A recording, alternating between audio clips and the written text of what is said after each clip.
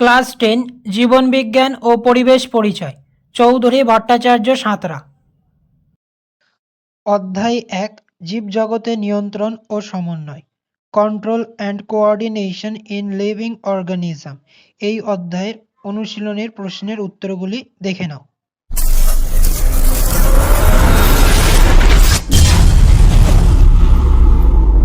C সংক্ষিপ্ত উত্তরভিত্তিক প্রশ্ন, প্রশ্নমান 2। এর আগে 1 নম্বরের প্রশ্নের উত্তরগুলি সমাধান করে দেওয়া হয়েছে। যদি তোমরা দেখে না থাকো আমি এই ভিডিও ডেসক্রিপশনে দিয়ে দেবো, সেখান থেকে গিয়ে দেখে নেবে। প্রশ্ন 1, চলন ও গমন কাকে বলে? এর উত্তর হবে যে প্রক্রিয়ায় জীব নির্দিষ্ট স্থানে স্থির থেকে অর্থাৎ স্থানান্তরে না গিয়ে স্বতঃস্ফূর্তভাবে বা উদ্দীপকের প্রভাবে অঙ্গ প্রত্যঙ্গ সঞ্চালন করে তাকে চলন বলে। আর যে প্রক্রিয়ায় স্বেচ্ছায় বা উদ্দীপকের প্রভাবে অঙ্গ প্রত্যঙ্গ সঞ্চালনের দ্বারা সামগ্রিকভাবে স্থান পরিবর্তন করে তাকে গমন বলে। এই প্রশ্নের উত্তরটি 1 এবং 2 পেজে আছে। প্রশ্ন 2, ট্যাকটিক চলন কাকে বলে? এর উত্তর হবে আলো, তাপমাত্রা, রাসায়নিক পদার্থ, বিদ্যুৎ শক্তি প্রভৃতি বহিস্থ উদ্দীপকের প্রভাবে উদ্ভিদ কিংবা উদ্ভিদ অঙ্গের স্থান পরিবর্তনকে ট্যাকটিক চলন বা আবিষ্ট চলন বলে। এর উত্তরটি পেজ নম্বর 3-এ আছে। প্রশ্ন 3, জিওট্রপিক চলনের সংজ্ঞা লেখো ও উদাহরণ দাও। এর উত্তর হবে উদ্ভিদ অঙ্গের চলন যখন মাধ্যাকর্ষণ শক্তির প্রভাবে অভিকর্ষের গতিপথ অনুসারে হয় তখন তাকে অভিকর্ষবৃত্তি বা অভিকর্ষবর্তী বা জিওট্রপিক চলন বলে। এর একটি উদাহরণ হলো সুন্দরী গাছের শ্বাসমূল মাটির ওপরের দিকে বৃদ্ধিপ্রাপ্ত হয়। এই শ্বাসমূলের চলন প্রতিকূল অভিকর্ষবর্তী। প্রশ্ন 4, সিসমোন্যাস্টিক চলন কাকে বলে? উদাহরণ দাও। এর উত্তর হবে স্পর্শ, ঘর্ষণ, আঘাত, বায়ুপ্রবাহ প্রভৃতি উদ্দীপকের তীব্রতার প্রভাবে উদ্ভিদের অঙ্গে যে ন্যাস্টিক চলন হয় তাকে সিসমোন্যাস্টিক বা স্পর্শব্যাপ্তি চলন বলে। যেমন লজ্জাপতি লতার পাতা স্পর্শ করা মাত্র পাতার পত্রগুলি নুয়ে পড়ে। প্রশ্ন 5, হরমোনকে রাসায়নিক সমন্বয়ক বলে কেন?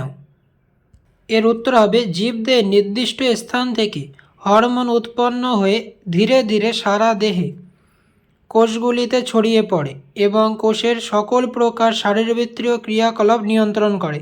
এইভাবে জীবদের রাসায়নিক সংযোগ গড়ে তোলার জন্য হরমোনকে রাসায়নিক সমন্বয়কারী বা রাসায়নিক সমন্বয়ক বলে। এটি পেজ নম্বর 6-তে আছে। প্রশ্ন 6, অগ্রস্ত প্রকটতা কাকে বলে?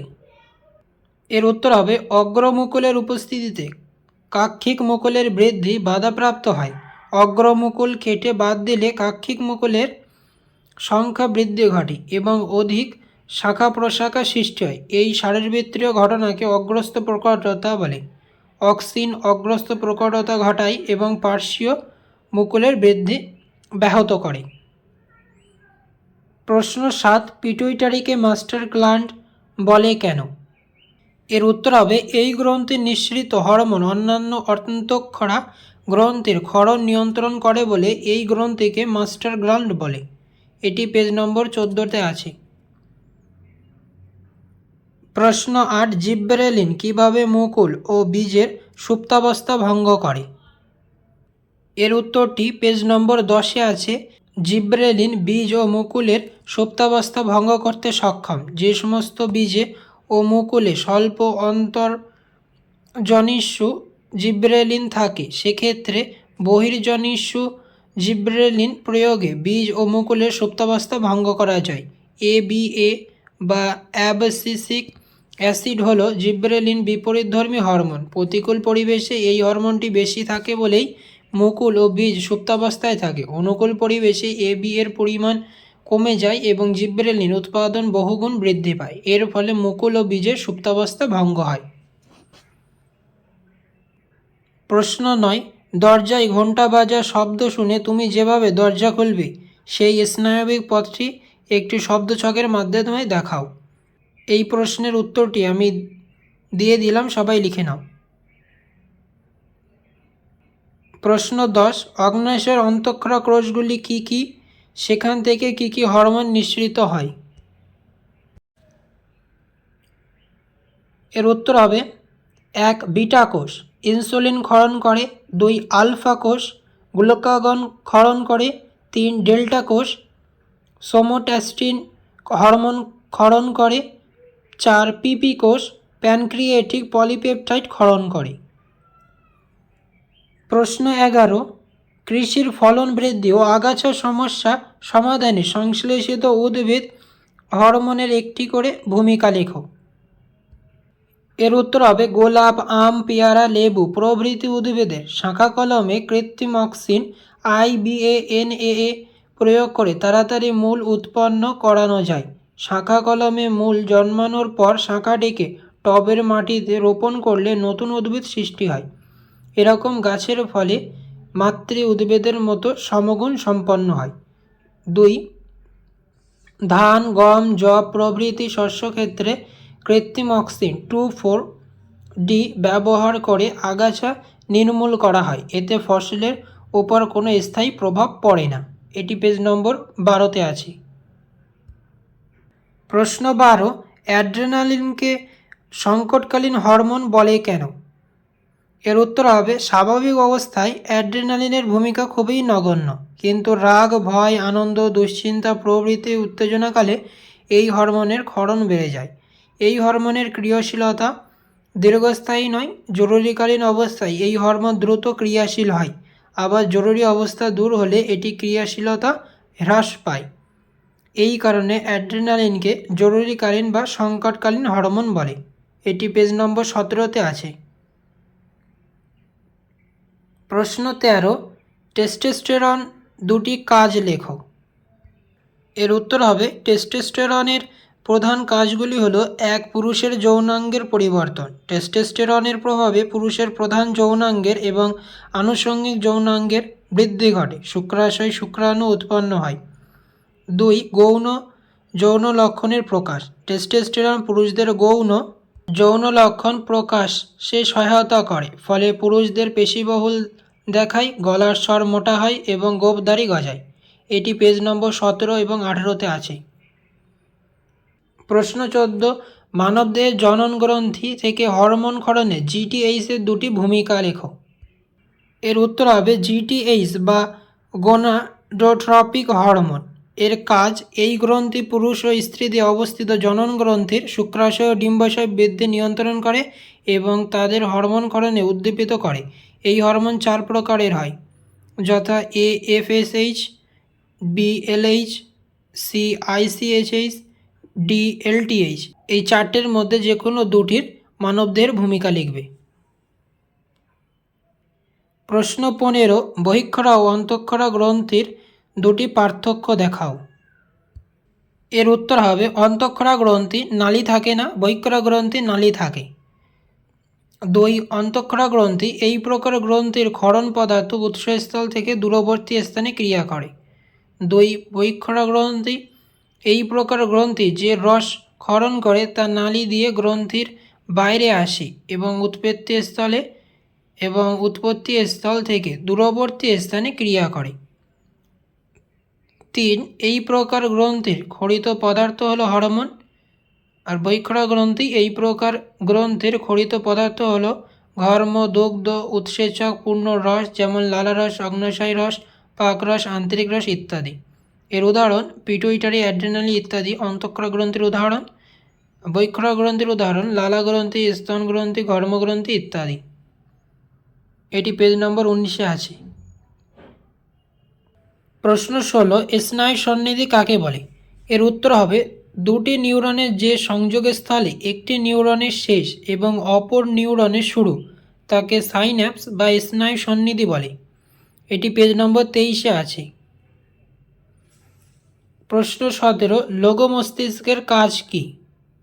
এর উত্তর হবে 1 দেহের ভারসাম্য নিয়ন্ত্রণ করে, 2 প্রত্যাবর্তী স্নায়ু কেন্দ্র রূপে কাজ করে। এটি পেজ নম্বর 25-এ আছে। প্রশ্ন 18, গমনের একটি চালিকা শক্তি হলো প্রাণীর বিস্তার। উপযুক্ত উদাহরণের সাহায্যে বক্তব্যটি যথার্থ বিচার করো। এর উত্তর হবে প্রজনন অর্থাৎ বংশবিস্তারের উদ্দেশ্যে প্রাণীদের গমন প্রয়োজন। উপযুক্ত সঙ্গী বা সঙ্গিনী খোঁজা পুরুষ ও স্ত্রী প্রাণীদের যৌন মিলনের জন্য পরস্পর কাছে আসার জন্য গমনের প্রয়োজন হয়। এটি পেজ নম্বর 31-এ আছে। এটি খুব ইম্পর্টেন্ট কোশ্চেন, মাধ্যমিক 2022-এ এসেছিল। প্রশ্ন 19, ক্যাটারাক্ট কাকে বলে? এর উত্তর হবে বেশি বয়স্ক লোকদের লেন্স সম্পূর্ণভাবে অস্বচ্ছ হয়ে ওঠে। সাধারণত লেন্সে প্রোটিন জমতে থাকার কারণে লেন্স ধীরে ধীরে অস্বচ্ছ হয়ে ওঠে, ফলে আংশিকভাবে দৃষ্টিশক্তি ব্যাহত হয়। প্রশ্ন 20, চোখের কোন কোন দৃষ্টিজনিত ত্রুটি সংশোধনের জন্য অবতল ও উত্তল লেন্সযুক্ত চশমা ব্যবহার করা হয়? এর উত্তর হবে মায়োপিয়া ত্রুটি সংশোধনের জন্য অবতল লেন্সযুক্ত চশমা ব্যবহার করা হয় এবং হাইপেরোপিয়া ত্রুটি সংশোধনের জন্য উত্তল লেন্সযুক্ত চশমা ব্যবহার করা হয়। প্রশ্ন 21, স্নায়ুকোষের অংশগুলি কি কি? এর উত্তর হবে স্নায়ুকোষ বা নিউরন প্রধান দুটি অংশ নিয়ে গঠিত, যথা 1 কোষদেহ বা সেল বডি এবং 2 প্রবর্ধক বা প্রসেস। প্রশ্ন 22, মায়েলিন আবরণীর একটি কাজ লেখো। এর উত্তর হবে এটি তড়িৎ অপরিবাহী রূপে কাজ করে। প্রশ্ন 23, থাইরয়েড বামনত্ব ও পিটুইটারি বামনত্বের পার্থক্য কী? এই প্রশ্নের উত্তরটি বইতে নেই, আমি দিয়ে দিলাম, তোমরা সবাই লিখে নাও।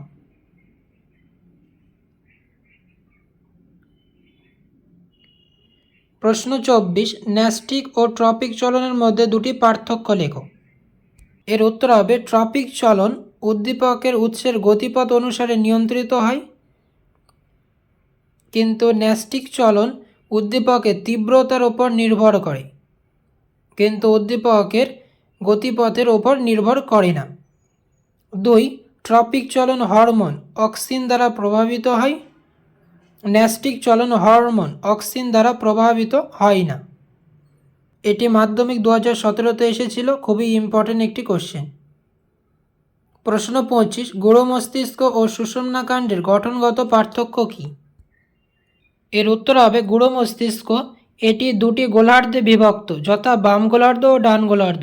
গোলার্ধদ্বয় কর্পাস ক্যালোসাম নামক স্নায়ু যোজক দিয়ে যুক্ত থাকে। গূঢ় মস্তিষ্কটি অসংখ্য ভাঁজ জাইরাস ও খাঁজ সালকাস দিয়ে গঠিত এবং সুষুম্নাকাণ্ড সুষুম্না শীর্ষকের পশ্চাৎভাগ এবং শুরু করে প্রথম লম্বার কশেরুকা পর্যন্ত বিস্তৃত 45 সেমি দৈর্ঘ্য বিশিষ্ট ফাঁপা নলাকার অংশ বিশেষ। এই প্রশ্নের উত্তরটি 25 এবং 26 পেজে আছে। প্রশ্ন 26, ডেলটয়েড ও পাইরিফর্মিস পেশির কার্যগত পার্থক্য কী? এর উত্তর হবে যে প্রক্রিয়ায় কোনো অঙ্গ দেহাক্ষ থেকে দূরে সরে যায় তাকে অ্যাবডাকশন এবং অংশ নেওয়া পেশিকে অ্যাবডাক্টর পেশি বলে। যেমন ডেলটয়েড পেশি হাতকে দেহাক্ষ থেকে দূরে সরে যেতে সাহায্য করে। 2, যে প্রক্রিয়ায় দেহের কোনো অংশ আবর্তিত হয় তাকে রোটেশন এবং অংশগ্রহণকারী পেশিকে রোটেটর বলে। যেমন পাইরিফর্মিস পেশি ফিমারকে আবর্তিত করতে সহায়তা করে। এটি পেজ নম্বর 34-এ আছে। প্রশ্ন 27, ভয় পেলে বুক ধড়ফড় করা ও হৃদস্পন্দন বেড়ে যাওয়ার সঙ্গে যে হরমোনটি জড়িত তার ক্ষরণস্থান ও একটি কাজ লেখো। এর উত্তর হবে অ্যাড্রেনালিন হরমোন ভয় পেলে বুক ধড়ফড় করা ও হৃদস্পন্দন বেড়ে যাওয়ার সঙ্গে জড়িত, আর এর ক্ষরণস্থান হলো অ্যাড্রেনাল গ্রন্থি। আর এর দুটি কাজ হলো, 1, রক্ত সংবহনতন্ত্রের ওপর প্রভাব, অ্যাড্রেনালিন হার্ট উৎপাদ বৃদ্ধি করে ও রক্তবাহকে সংকুচিত করে রক্তচাপকে বাড়িয়ে দেয়। 2, শ্বাসক্রিয়ার ওপর প্রভাব, অ্যাড্রেনালিন ব্রঙ্কিওলের পেশিকে শিথিল করে তাদের গহ্বরকে প্রসারিত করে। হাঁপানির সময় অ্যাড্রেনাল ব্রঙ্কিওলগুলিকে প্রসারিত করে শ্বাসকষ্ট লাঘব করে। আজকে এই পর্যন্ত। যদি পরের প্রশ্নের উত্তরগুলির তোমাদের প্রয়োজন হয় অবশ্যই কমেন্ট করবে। আর এই ধরনের ভিডিও পেতে অবশ্যই চ্যানেলটিকে সাবস্ক্রাইব করে পাশে থাকবে। দেখা হচ্ছে অন্য একটি নতুন ভিডিওতে।